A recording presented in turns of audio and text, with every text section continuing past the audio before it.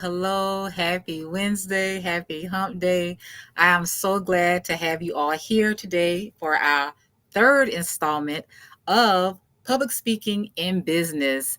And I really have been enjoying the series so far, and I hope you have been enjoying it as well. And if you have not caught the previous two episodes, I would suggest you go to my Facebook page and scroll down, and you will see the different episodes because this is the third one. It started this past Sunday. We did one yesterday on Tuesday, and we're doing one now Wednesday, and we have another one coming up this evening as well. So you just really want to stay tuned in. But I'm so happy today. I have the pleasure of having Zaakirah here, Muhammad, and she's going to introduce herself formally. But I've been doing this series to show everyone the importance of public speaking. You can use it anywhere, and most definitely you can use it in your business. So I wanted to invite different women entrepreneurs here so that they could share how they use public speaking and just really to encourage you all, because I do have my speakers boot camp coming up next Wednesday, July 17th. So really a week away is coming, and I really want you all, as you can see the link, speakersbootcamp.eventbrite.com. You can sign up to get all of the great information that's going to come. There are our weekly Zooms that will happen for 4 weeks for 1 hour. Just give me an hour, and we're able to talk and give you tips and different things that will help you become a better speaker and to help you create your own signature talk. So enough of me blabbing. That's the information. That's the link. But welcome, Zaakirah Muhammad. I'm so glad you came today. Thank you for having me. Yes, now tell the audience about you. Tell us everything we need to know about Zaakirah. Yeah, so I'm Zaakirah or Zaakirah, depending on where you're from, north, south, east, or west. And my name is Arabic for the afterlife, the hereafter. And then if you end up Googling me after this and you see the word Nayyar, that's actually middle name for bright light. And the power of the name, right? I was actually saved by a camera flash. I'm a childhood eye cancer survivor, so I can only see you in this one eye right now. So I had a surgical procedure to remove my right eye, and I've been thriving ever since. And so that also includes becoming a TEDx speaker, being a brand strategist, being the author of a book called Seeing Life Through a Different Lens. And my TEDx talk is called Seeing Life from a Different Lens. So you're welcome to YouTube that. And yeah, I'm just so excited to continue to empower other women to confidently tell their story both online and offline. Wow, that was a mouthful. Well, congratulations. And you are a true testament of not looking like what you've been through. So, you're here, you're thriving, like you said, author, TEDx speaker. I mean, I'm trying to get to your level. So that's amazing. So kudos to you and everything. And again, thank you for being here. So I'm going to get right into it. Why do you believe public speaking is a crucial skill for business professionals today? So I also have a different angle, not just as a business professional, but as you as a woman, as a marginalized human being.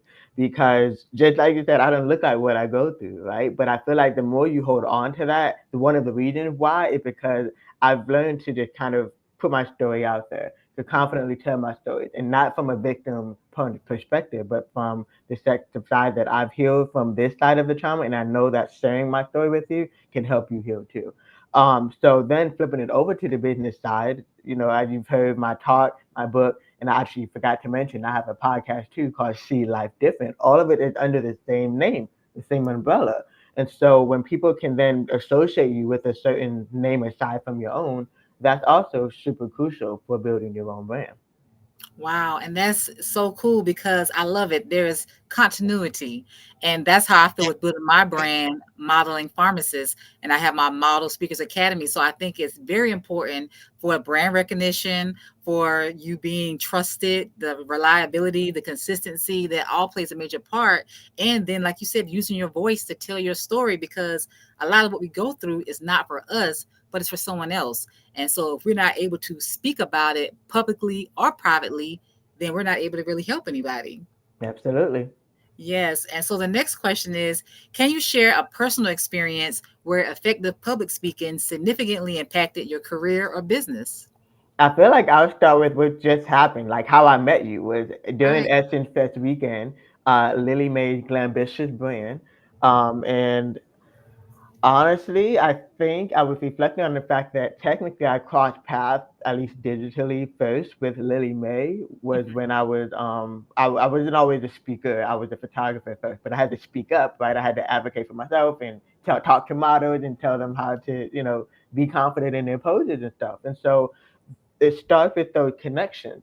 So the fact that I was able to build that connection with, Glambitious and Lily May, and ended up meeting you and continue to take that from, I'm still empowering women, even though I'm not photographing them, I'm still empowering them. And so being able to land on stages because I was consistent enough. Lily May was most likely watching me. That's why she let me in to the club. So being able to be consistent and just realizing that your connections are super powerful. Right. And I love how you said the connections. And exactly, we literally met each other this past weekend and already we're doing a talk together. So we have to be willing to open our mouths, like you said earlier, speak up and step out of our comfort zones because it is a little nerve wracking or you're not sure how you're going to be received, perceived. And sometimes we allow that fear to hold us back. But I have learned that the word no means next opportunity or new opportunity. So that wasn't, meant for you. So don't allow the no's or the possible rejection to hold you back, but just press forward because if you don't open your mouth, you don't ask, you don't speak up, you don't know what you could have happen, who you can meet and what that could turn into. And so you just have to be willing to talk about it. So that's definitely a blessing, like how you said it is in real time impacting both of us, being able to speak publicly and be willing to connect. So that's so cool. So my next question is, what are some common public speaking challenges that business professionals face and how do you think they can overcome them? Yeah, I think the first one is kind of piggybacking on what you just said when it comes to overcoming the fear of rejection, right? I think if I were to mention, as soon as I'm sure ears perked up as soon as I said TEDx talk, and the questions in their mind is, how do I become a TEDx speaker? And so Right. what I can also realize is from my group of speakers, there were a lot of people that applied multiple times before even getting accepted to that one. So not having that fear of rejection, it can be a challenge to overcome. I think I'll be honest. I feel like for a minute I did have FOMO, a fear of missing out, because I just I didn't know this until later that I wasn't ready at that time because I Mm, was still internalizing that rejection or internalizing other people's opinions. So there's a certain time and place for your opportunity to show up as well. So just overcoming the fear of rejection, understanding that your time is your time as well. And I think from a brand strategist perspective, I think it's a challenge because especially if you are multi-passionate, you tend to forget what you want people to know you for, what you want your legacy to be. And so right. that tends to be a challenge because when you want to pitch or apply, and then you're like, well, what do I say? I'm undecided. So I think that tends to be a challenge too, of knowing what is that one thing you want people to know you for. Wow. Now again, you've been saying mouthfuls all afternoon. Um, Having to overcome the rejection and then having to admit that you're not ready, maybe that was powerful because sometimes we think we're ready, but maybe we're not. Maybe we need to do a little more work, more research, more building, more preparing, and there's nothing wrong with that. So that's cool. And then also being okay to get the rejections, like you said, many people don't get what they want the first time. It's a journey, and what we see is the final product or the ta-da, the ending, but we have no idea how much preparation, how much pain, tears, sweat, hard work went into people getting that finally. You know what I'm saying? It's a progress, it's a journey. And like you said, what one person's path is may not be the next person. And so a lot of times we want people's results, but we don't want the process that they had to go through to get there. And everybody has a process, everybody has a journey. And like the saying goes, you see my story but you don't, or you see my glory but you don't know my story. You don't know what I did to get to that point. So that's very, very beautiful what you shared. And my last question is, what is one essential tip you would give to someone looking to improve their public speaking skills? One tip that I want to give for someone looking to improve their public speaking skills is really to get out there. I think I see it a lot too, where the introvertedness, the shyness will kind of overcome. and Hmm. then you're not even speaking just among your circle, right? So I think make sure that you put that shyness or introvertedness to the side. Any insecurities that you have about public speaking, about your voice, put that to the side, because you got to take that baby step and get out there first. I think I'll be honest, because as a part of my cancer diagnosis, the radiation treatment affected my hearing. So I'm hearing impaired as well. And so if it wasn't for me having speech therapists, I've also too, that kind of boosts my confidence a little bit as well. I've had some training and development, with speaking, especially with being a podcast speaker. And actually one of the other things that I do is I'm a media correspondent. So that means I'm on the radio. So I got to slow down and pace myself and make sure, I used to be a thumb sucker when I was a baby, so I got an overbite. It's still there. So, making sure that you can hear my S's and my Z's and things of that sort. So overcome that fear and insecurity of whatever you have going on about speaking. And then utilize the tools that are out there to kind of get you to confidently boost your speakers, such as Dr. Samantha programs, such as my email series that I got going on. So yeah. Wow. And like I've been saying, you've been giving us mouthfuls. First step, like you said, was get out there. You don't know what you can accomplish, what you can do until you try. And many people stay in the planning stage, they stay in the brainstorming stage, they stay in that, let me think about it, let me look it up, keep taking notes, and they never actually get from that planning to the actual doing. So you just got to get out there and do it, because of course your first try is not going to be the best. But the more you do it, the better you get, the more confident you get. And then also, I like that you said, don't be afraid to get help.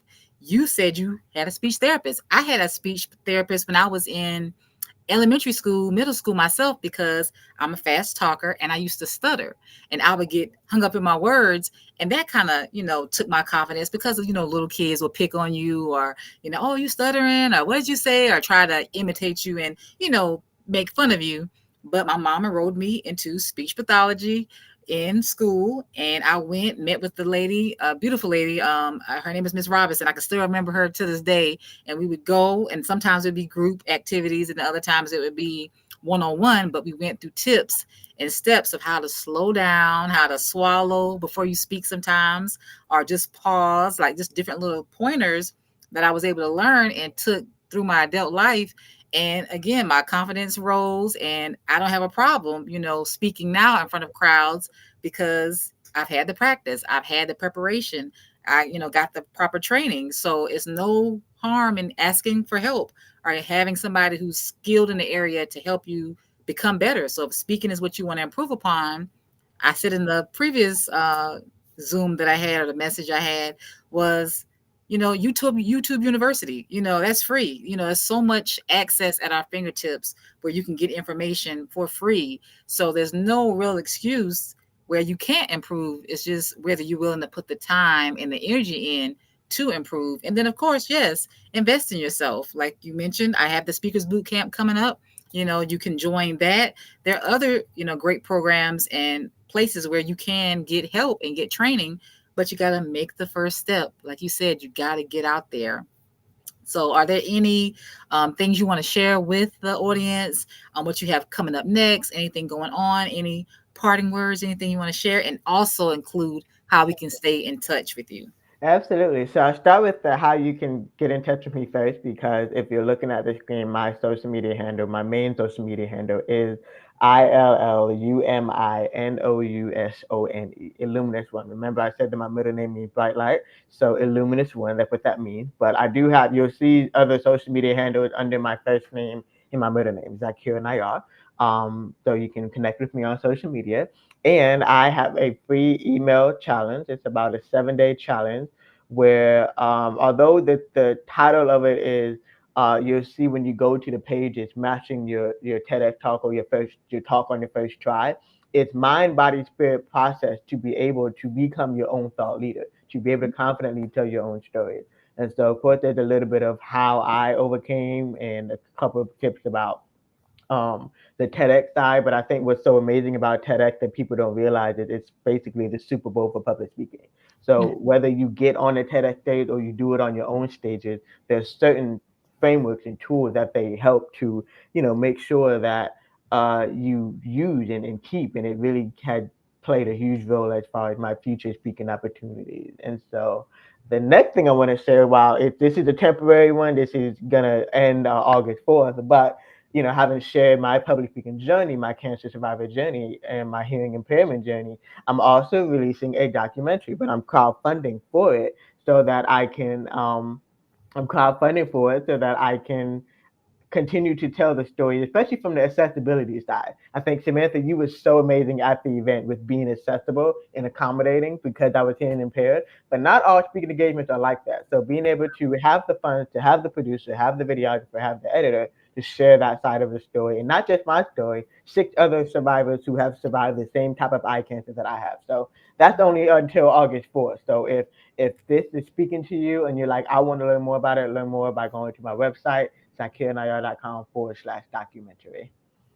That is awesome. Wow, a documentary. That's huge. Thank you. Congratulations. I definitely pray that you get the funding because you're right, your story needs to be told. And there's so many other people who have disabilities that are visible or not visible that they're struggling with, and they need help and they need the support. And we have to just be willing to come together because we're better together, and we don't know how we can help each other. We just really don't know. A smile can help somebody. We just have to be willing to, you're right, just show up, smile, and be ourselves because we all are uniquely created. And I believe that our stories, our past, what we've gone through, everything helps to help shape and mold who we are today.